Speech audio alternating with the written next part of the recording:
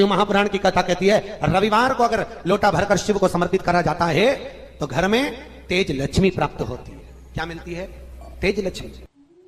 रविवार को अगर शिव पंचायत में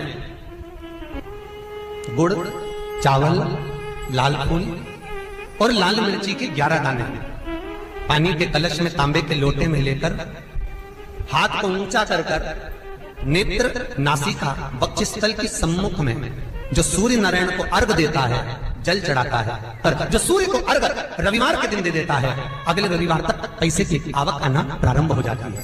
जो आज तक फोन नहीं उठाता वो फोन उठाना चालू कर देता है।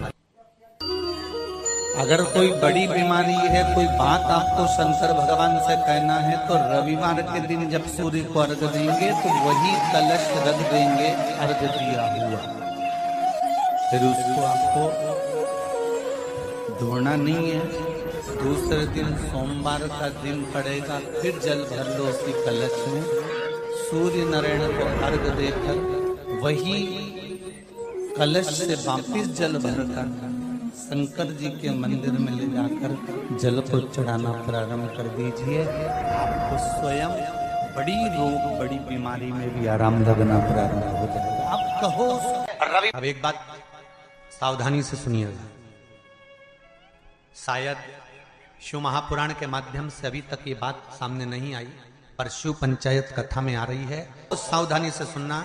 एक प्रश्न हमारे भीतर खड़ा होता है, जब हम सूर्य नारायण भगवान को अर्घ देते हैं, जल चढ़ाते हैं, तो वो जल पृथ्वी पर जब गिरता है तो उसके छींटे हमारे शरीर पर लगते हैं। क्या वो ठीक है? क्या वो श्रेष्ठ है? तो शिव महापुराण की कथा कहती है जब हम सूर्य को अर्घ देते हैं, सूर्य को जल चढ़ाते हैं, वो पानी जब पृथ्वी पर गिरता है उसके छींटे हमारे शरीर पर लगते हैं तो वो श्रेष्ठता का भाव निर्मित करते हैं, वो गलत नहीं हो सकता। कारण अब वो भी समझ लीजिए।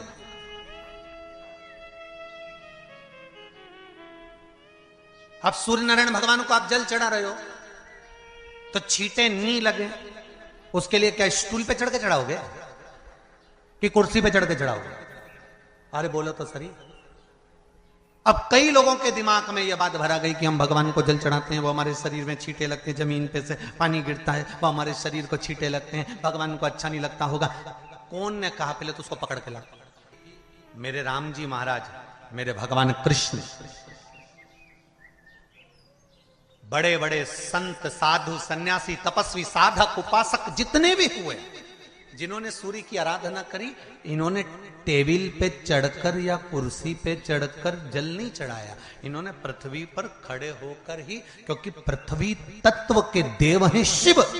जब हम मृत्यु लोक पर खड़े होकर, पृथ्वी पर खड़े होकर भगवान शंकर का भाग पृथ्वी तत्व को धारण कर कर जल को हाथ में लेकर जब समर्पित करते हैं और जो जल नीचे गिरता है वो शरीर पर अगर लगता है तो हमको उसका आशीर्वाद ही प्राप्त होता है, दोष नहीं लगता।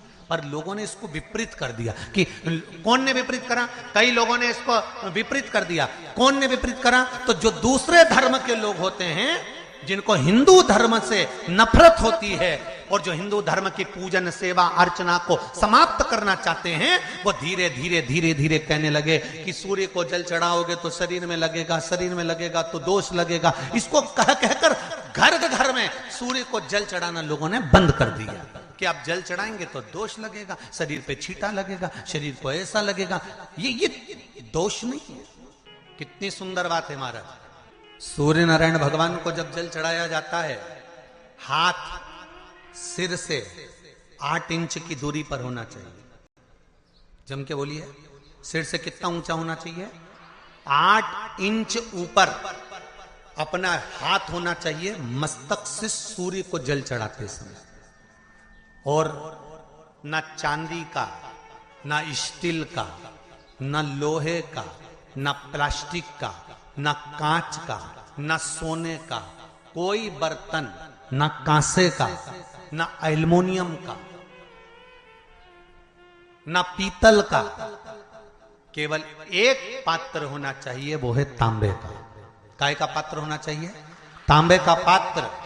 और सूर्य नारायण भगवान को जब 8 इंच ऊपर तुम्हारा हस्त है और जब हम सूर्य को जल चढ़ा रहे हैं कैसे जल चढ़ाना है वो भी समझ लीजिए। अगर कोई कैंसर का मरीज है, जिसके चेस्ट में कैंसर आ गया हो, लेफ्ट में राइट में कहीं पर कैंसर आ गया हो, या कोई गठान आ गई हो, तो महाराज आप जल चढ़ाते समय उस जल की धार को सूर्य भगवान को जब चढ़ा रहे हो तो धार आपकी गठान की ओर जाना चाहिए, जिससे सूर्य की किरण उस जल में से आपके उस स्थान पर पड़े, उस जगह पर पड़े जहां पर गठान है। महाराज आप लगातार जल तो चढ़ाना चालू करो, अच्छे अच्छे डॉक्टर फेल हो जाएंगे और कह देंगे गठान ठीक हो गई। आपका लीवर और किडनी गड़बड़ कर रहा है, आप प्रतिदिन आपका स्वास्थ्य गड़बड़ रहता है, आप प्रतिदिन ये ज्योतिष शास्त्र के अंतर्गत, रत्न शास्त्र के अंतर्गत, ये रत्न शास्त्र, ज्योतिष शास्त्र, रंग शास्त्र जो हमारे यहाँ है, रंगों के हिसाब से ये जितने रत्न होते हैं, माणिक हुआ, मोती हुआ, नीलम हुआ, मूंगा हुआ, पुखराज हुआ, ये क्यों कहते हैं ये पीला है, ये सफेद है, ये नीला है, ये लाल है, इसको शरीर में क्यों पहनाते हैं? उसका कारण होता है कि जब शरीर में पहनते हैं सूर्य की किरण उसमें पड़ती है, हमारे शरीर पर वो कलर का इफेक्ट पड़ता है, उस कलर को शरीर पर लगता है, और शरीर पर लगता है तो हमारा शरीर धीरे धीरे, हमारी जो इंद्रियां हैं वो सही होने लगती हैं, काम सही होने लगता है। तो आप कहते हो ना सब, मैं कौन सा नक पहनूं, मैं कौन सा मोती पहनूं, मैं कौन सा पुखराज पहनूं, मैं कौन सा नीलम पहनूं, वो ज्योतिष शास्त्र के अंतर्गत, रत्न शास्त्र के अंतर्गत जितने रत्न हम पहनते हैं ये केवल उस किरण के लिए ही तो पहनते हैं कि जो सूर्य की किरण मिले, उस किरण का प्रभाव हमारे शरीर पर पड़े। तो इन सबसे अच्छा है कि सुबह शंकर भगवान का नाम लो, तांबा का लोटा में जल भरो, 8 इंच ऊपर सिर से हाथ होना चाहिए, और सूर्य नारायण भगवान का दर्शन साधारण नहीं, जो जल तुम चढ़ा रहे हो वो जल की जो धार आ रही है उसमें सूर्य का दर्शन होना चाहिए, तो कैंसर की बीमारी कभी नहीं हो सकती। लीवर, किडनी, हार्ट, आपके हार्ट में अगर तकलीफ है, डॉक्टर ने कह दिया कि इसमें नस चोक है, आपको कहीं ना कहीं छल्ला डलेगा, आपको कह दिया इसमें कुछ ना कुछ प्रॉब्लम आ रही है, आप सूर्य को अर्घ देना चालू कर दो, सूर्य को जल चढ़ाना चालू कर दीजिए। आप सूर्य को जल चढ़ाओ, वो जल की जो तरंग आ रही है, वो जल जो निकल कर जा रहा है, उसकी जो किरण आपके हृदय पर, आपकी छाती पर पड़ रही है, नाड़ियों में पड़ रही है, नसों में पड़ रही है, उसका बल देखो तो सही। 1 महीना लगातार चढ़ाओ तो 15 दिन 20 दिन कर तो देखो। क्यों राम जी महाराज जल चढ़ाते थे, क्यों भगवान कृष्ण जल चढ़ाते थे सूर्य को, क्यों दशरथ जी महाराज जल चढ़ाते थे, क्यों कश्यप ऋषि जल चढ़ाते थे सूर्य को, सारे 33 कोटि देवता, सारे ऋषिवर, साधु संत सन्यासी तपस्वी साधक उपासक सब भगवान सूर्य को अर्घ दिया करते थे। क्यों देते थे, किस लिए? सूर्य नारायण भगवान को जल चढ़ाते समय आपके पंजों की एड़ी ऊंची नहीं होना चाहिए, ध्यान दीजिएगा। आपका पंजा पांव का पूरा की पूरा जमा होना चाहिए भूमि पर। हाथ कितने इंच ऊपर? 8 इंच ऊपर होना चाहिए। जल जो गिरे, सूर्य की किरण, सूर्य का दर्शन उस जल की रोशनी में करना चाहिए। क्या होगा उससे? जिस बच्चे को आंख में चश्मा लगा हो, मोटे से मोटा चश्मा लगा हो, छूट नहीं रहा हो, तो थोड़े दिन उसको सूर्य का अर्घ चढ़वाना चालू कर दो और जल में से सूर्य का दर्शन कराना चालू कर दो। सूर्य का दर्शन जल में से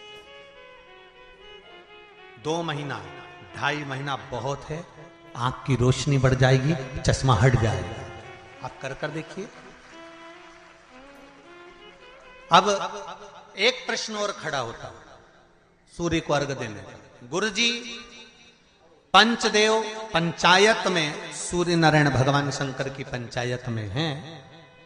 सूर्य नारायण को हम फ्लैट में रहते हैं, हम फ्लैट के अंदर रहते हैं, तो हम फ्लैट में रहते हैं, हमारे यहाँ अगर छज्जा नहीं है, हमारे यहाँ जगह नहीं है, तो हम सूर्य को अर्घ कैसे दें? तो महाराज खिड़की तो होगी, अगर घर में फ्लैट में पानी ढुलेगा और आप लोग नहीं समेट सकते तो एक बाल्टी रख लो, एक पात्र रख लो, पर सूर्य नारायण भगवान को अर्घ देकर रोशनी शरीर पर पड़ना चाहिए। जिंदगी में कभी कोई बड़ी बीमारी नहीं आ सकती। कितने लोग देते हैं सूर्य को अर्घ? जरा हाथ उठाओ। बहुत बढ़िया, बहुत जोरदार। पुरुष लोग भी देते हैं ना, चाहे बच्चे से बच्चा, बच्चों के हाथ में भी एक लोटा पानी पकड़ाओ। घर में छोटे बच्चे हो ना, उनको तांबे का लोटा दो, पानी दो, जा बाहर खड़े हो जा, एक लोटा पानी चढ़ा के आ। पहले दिन आप स्वयं बच्चे के साथ बाहर खड़ी हो, ओटले पर, घर के बाहर खड़ी हो, छत पे खड़ी हो या घर के बाहर खड़ी हो, और बच्चे से कह लो चढ़ाओ बेटा, देखो ऐसा हाथ 8 इंच ऊपर करिए, तांबे का लोटा लेकर पानी धीरे धीरे डोलना है। जैसे वो स्लो मोशन के सीन नहीं होते नाटक में, ये एकदम धीरे धीरे धीरे, बस नहीं तो मालूम पड़े छोरा छोरी एक साथ उंडेल के अंदर। नहीं, जल चढ़ाते समय उस पानी में से सूर्य की किरण पड़ना चाहिए, सूर्य की किरण। एक बात और कहना चाहूंगा, अगर आप लोग स्वीकार करेंगे तो, अगर कहीं आपको लगता हो कि बच्चा पढ़ने में कमजोर है, विद्या में कमजोर है, रिजल्ट अच्छा नहीं आ रहा, पढ़ने में कमजोर है, वो पढ़े, अपनी जगह पढ़े, वो कार्य करे अपनी जगह करे, मेहनत करे अपनी जगह करे। बच्चों को कह दो कि कुछ समय के लिए सूर्य को अर्घ देना चालू कर। सूर्य की किरण जहां पर ब्राह्मण या हिंदू धर्म का व्यक्ति मस्तक पर तिलक लगाता है, भुकुटियों के बीच में उस सूर्य की किरण इस भुकुटी के बीच पड़ना चाहिए, परंतु पानी कम से कम ना करते हुए स्लो मोशन में धीरे धीरे गिरना चाहिए, एकदम धीरे धीरे। तो यहां एक रेखा सूर्य की किरण से पड़ती है।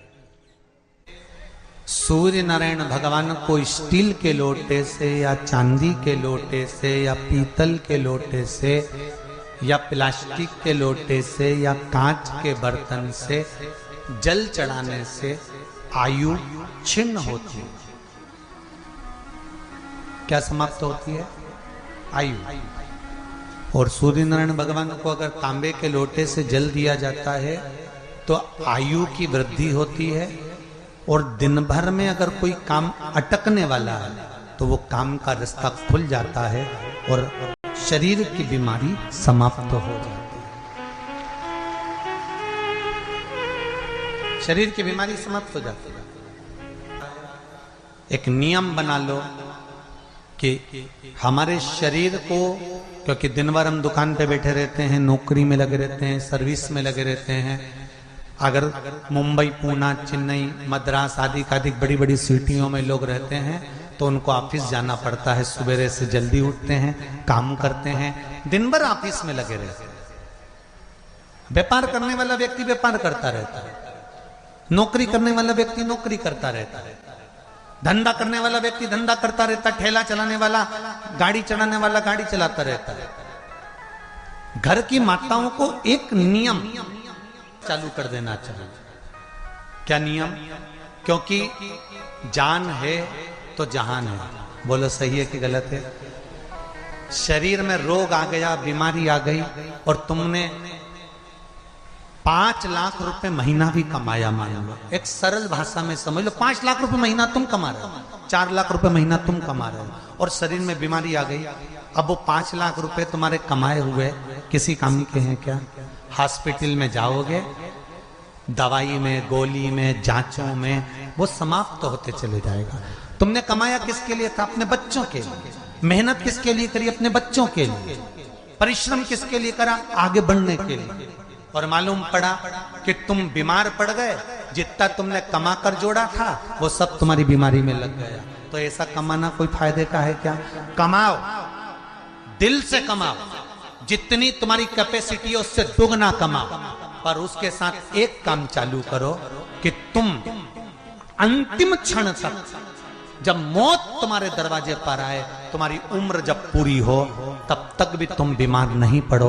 उसके लिए एक काम चालू कर दो, हमें तांबे के लोटे में पानी भरना है, सिर से 8 इंच ऊपर रखना है, सूर्य को अर्घ देना है, और जो पानी नीचे गिरेगा उस पानी में से सूर्य का दर्शन करना है। वो पानी जब हमारे शरीर के इस हृदय रेखा के सम्मुख से, इस कपाल रेखा के बीच में से मध्य